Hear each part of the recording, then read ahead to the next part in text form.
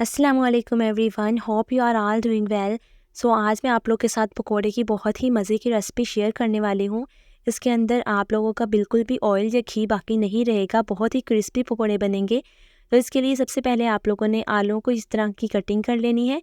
उसके अंदर 1 टीस्पून आप लोगों ने मिर्च का डालना है और साथ में आप लोगों ने क्वांटिटी देख लेनी है, जितने आप लोग पकोड़े बना रहे हैं, जितना आप लोगों ने साथ में आलू लिए हैं उतनी आप लोगों ने नमक मिर्च डालनी है।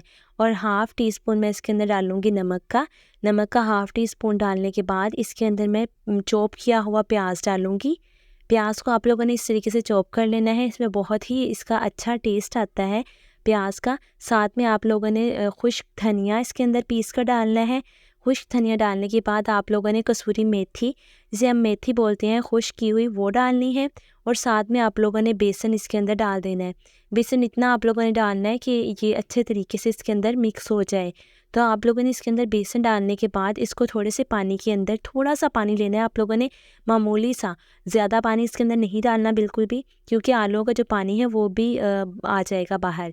तो इसके अंदर जो हम लोगों ने सब्ज़ मिर्च डालनी है और सब्ज़ धनिया मैंने इसके अंदर नहीं डाला क्योंकि मैंने खुश्क धनिया डाल दिया था इसके अंदर।